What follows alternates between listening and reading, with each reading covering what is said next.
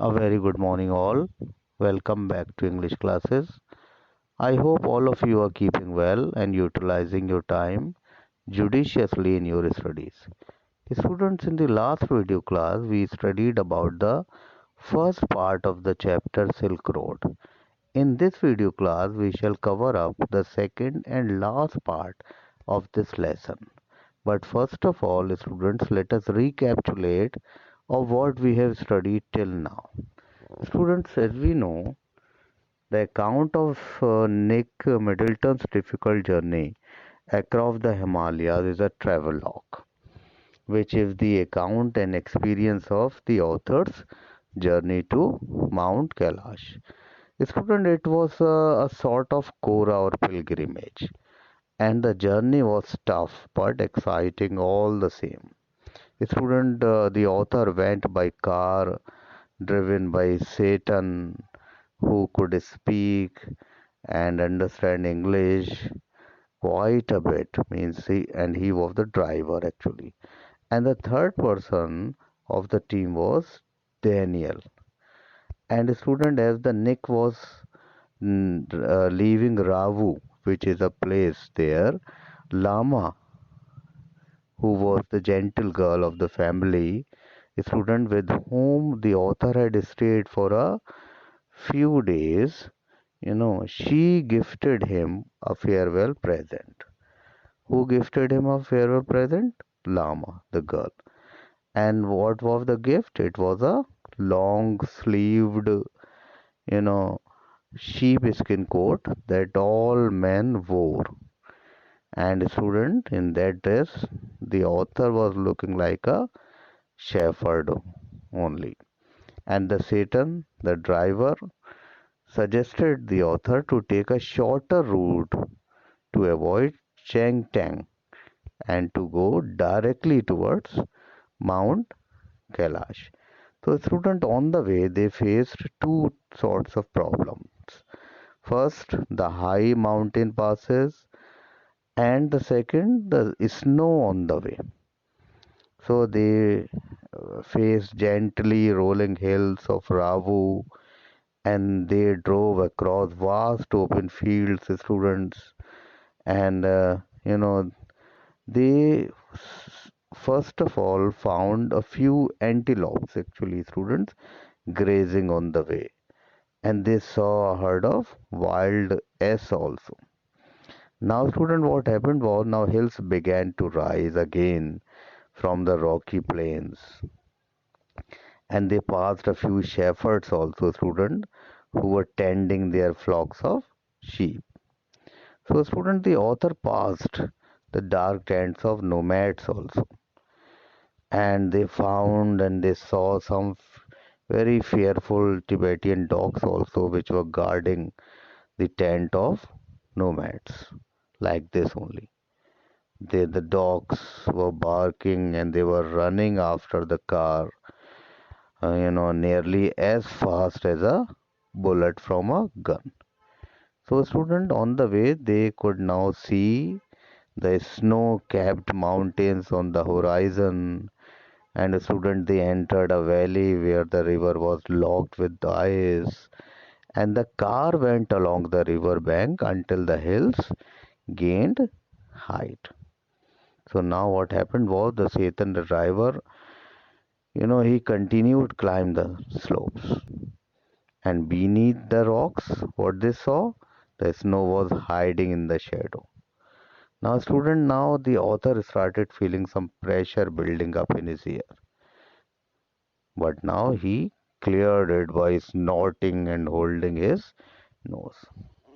So what happened was on the way, student, Satan stopped the car at one bend and he jumped out. Why? Because the road was very risky. And the Daniel, who was the another, fellow, he also jumped. And now the snow lay across the track up to 15 meters, students. And thereafter, the track, their path became clear and safe. Now they could see, students, the snow on either side of them. And the author, Nick, looked at his wristwatch, which was showing the height, and the height was nearly, student, 5,210 meters above sea level, which was quite high. The car also could slip off and turn over. But see, Satan was very smart. What he did was, the driver, he started throwing handfuls of dirt across the frozen surface.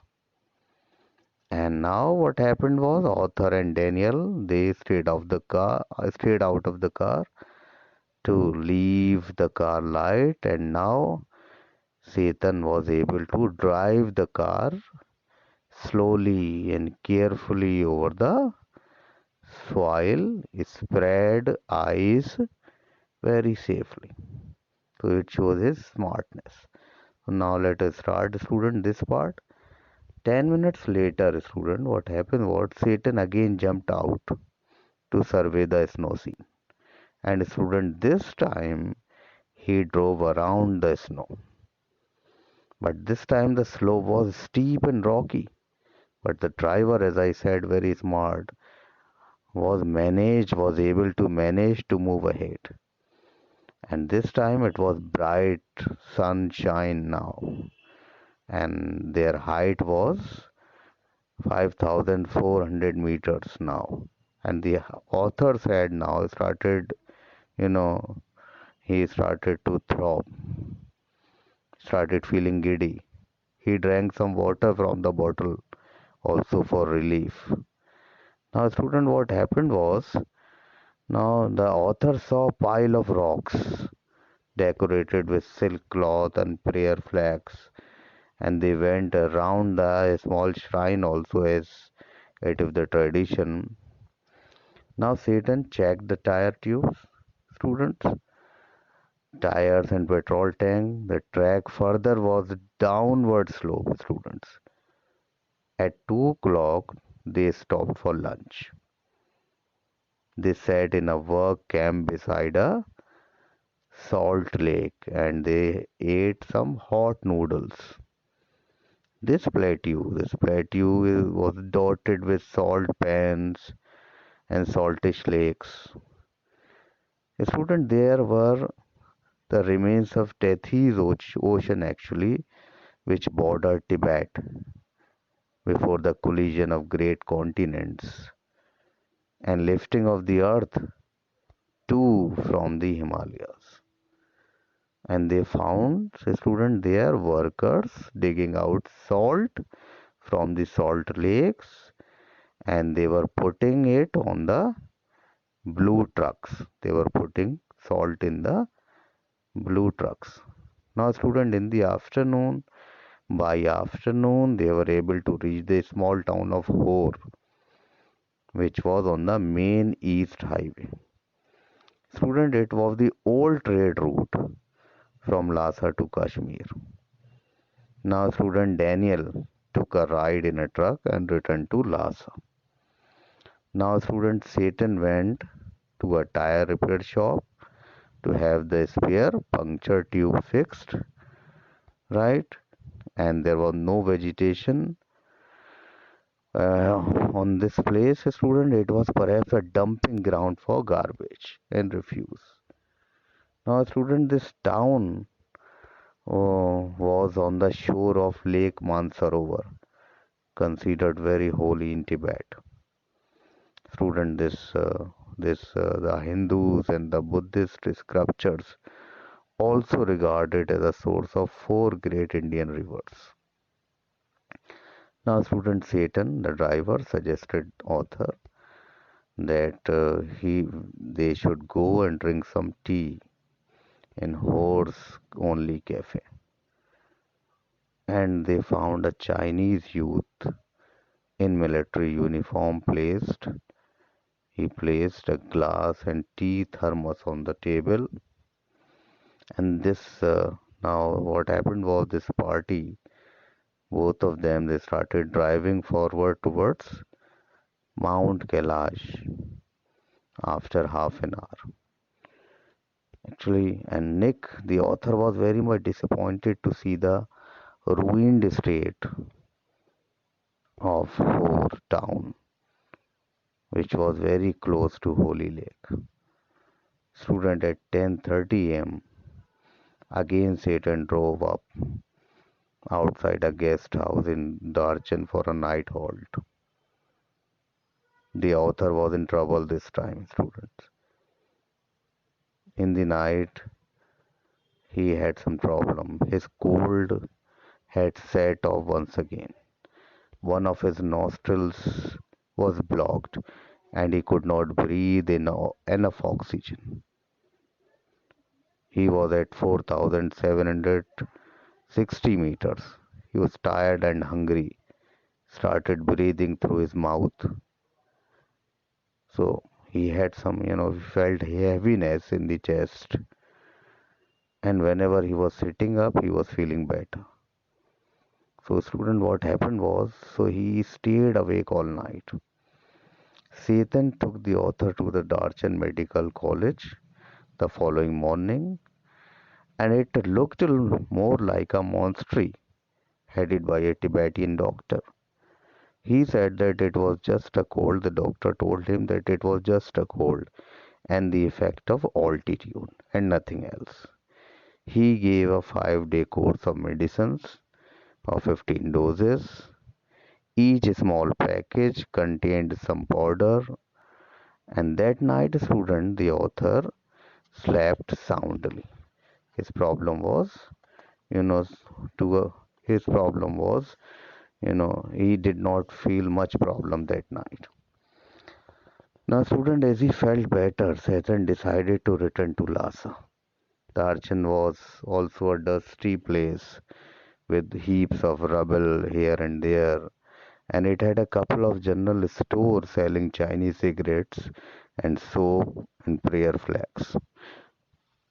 So, student, there was no hurry and no bustle in the town. The reason was that there were no pilgrims. During the pilgrimage season, actually, the visitors set up their tents. But the author had reached there a bit too early. So the author decided to wait till the pilgrims arrived. And since Satan had left, Nick had language problem actually while dealing with the natives.